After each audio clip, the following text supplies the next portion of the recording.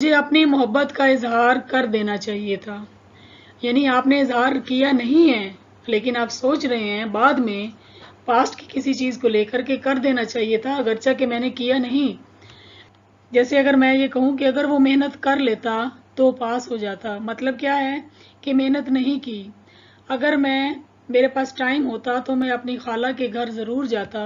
यहाँ पे भी आप खाला के घर गए नहीं हैं, लेकिन आप पास्ट की किसी चीज़ को याद करके एक इमेजिनरी सिचुएशन में कह रहे हैं कि अगर मेरे पास वक्त होता तो मैं वहाँ ज़रूर जाता। या आप कहीं कोई काम आपको करना चाहिए था लेकिन आपने नहीं किया, तो वहाँ पे आप इसके लिए कहते हैं कि मुझे वहाँ जाना चाहिए था, मुझे उससे मिलना चाहिए था, मुझे अपनी मोहब्बत का इजहार कर देना चाहिए था। यानी ये वो सारे काम हैं जो हम किसी भी कारण नहीं कर पाए, लेकिन अब हम उन पे मलामत या पछतावे का इजहार कर रहे हैं। ऐसे जुमलों को ट्रांसलेट करने के लिए हम यूज़ करते हैं should have, could have, would have. और मज़े की बात यह है कि इन तीनों के साथ हम थर्ड फॉर्म को यूज़ करते हैं। चले आए देखते हैं कि इनका क्या सेंटेंस स्ट्रक्चर है। I should have expressed, third form of verb. I should have expressed my feelings for her, यानी मुझे मोहब्बत का इजहार, मुझे अपनी फीलिंग का इजहार कर देना चाहिए था, यानी किया नहीं है। तो जहाँ पे आपको कर देना चाहिए था लगेगा, वहां पर आप लगाएंगे शुड हैव, और कोई भी जो आपका वर्ब है उसकी थर्ड फॉर्म। वो उससे शादी कर सकता था मगर मुकर गया, यानी पास्ट में कोई काम जो वो कर सकता था मगर उसने किया नहीं। ही कुड हैव मैरिड हर, वो उससे शादी कर सकता था लेकिन उसने नहीं की। बट ही बैक्ड आउट, यानी वो मुकर गया, अपने वादे से फिर गया। कोई काम कर सकता था मगर नहीं किया। Should have, could have, would have, तीनों में हम जो एक्शन है वो मुकम्मल नहीं कर पाते किसी भी कारण, और बाद में उसके ऊपर हमें जो है वो पछतावा होता है और हम कहते हैं काश हम ऐसा कर लेते, वो कर लेते। तो ऐसे जुमलों को हम कुड हैव, शुड हैव और वुड हैव से ट्रांसलेट करते हैं। एक और एग्जाम्पल देखते हैं, अगर वो हिम्मत कर लेता। अच्छा, एक और चीज, जहां कहीं भी आपको सेंटेंस के अंदर अगर का वर्ड नजर आता है तो उसको इंग्लिश में हम इफ से ट्रांसलेट करते हैं, यानी अगर, इफ। अगर वो हिम्मत कर लेता तो यहाँ पर हम पास्ट लगाएंगे थर्ड फॉर्म के साथ। इफ ही हैड करेज, यानी अगर उसके अंदर हिम्मत होती, उसके पास हिम्मत होती।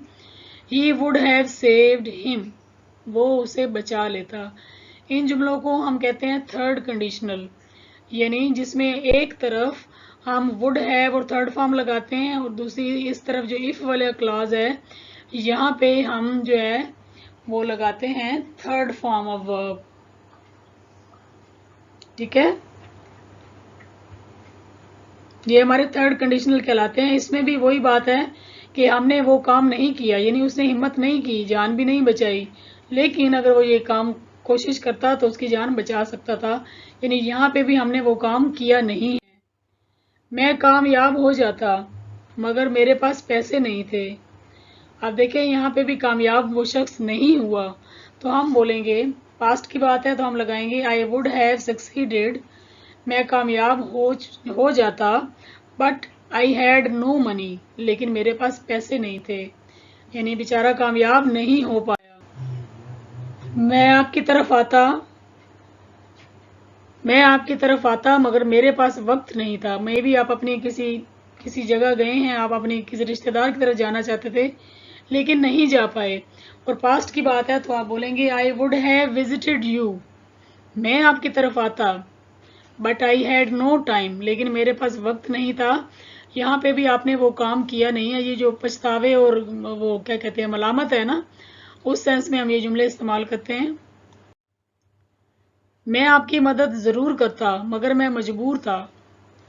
आप देखें ये भी पास्ट में है कि मैं करता, यानी मैंने की नहीं है। आई would have helped you but I was helpless, मजबूर की इंग्लिश क्या होगी? हेल्पलेस, यानी जो किसी के लिए कुछ ना कर सकता हो, बेबस हो। आई would have helped you but I was helpless. इस वीडियो में हमने ये सीखा कि कोई भी काम जो पास्ट में आपने नहीं किया और आप पछता कर कह रहे हैं कि अगर वो मैं कर लेता तो मैं कामयाब हो जाता, अगर मैं मेहनत कर लेता तो पास हो जाता, और मुझे वो काम करना चाहिए था, यानी मैंने वो काम नहीं किया, जो काम आपको करना चाहिए था और आपने नहीं किया, वहां पे आप लगाएंगे शुड हैव और थर्ड फॉर्म ऑफ वर्ब। और अगर कोई काम आप कर सकते थे आप लेकिन आपने किया नहीं, तो वहां पर आप लगाएंगे कुड हैव और थर्ड फॉर्म ऑफ वर्ब। और पास्ट में जब आप कोई काम कर सकते थे लेकिन आपकी कोई मजबूरी रही हो, तो उसके लिए आप वुड हैव और थर्ड फॉर्म ऑफ वर्ब लगाएंगे। तो ये था शुड हैव, कुड हैव और वुड हैव का इस्तेमाल, जो लोगों को बहुत मुश्किल लगता है। इनके साथ हमेशा थर्ड फॉर्म ऑफ वर्ब लगाएं। और अगर ये इफ की सेंस में आए तो फिर ये थर्ड कंडीशनल बन जाते हैं, जैसे हमने पीछे एग्जाम्पल भी पढ़ी, और जिसमें हम जो एक तरफ वुड हैव लगाते हैं और एक तरफ जो है वो इफ वाला क्लॉज लगाते हैं। आई होप कि आपको आज की वीडियो अच्छी लगी होगी।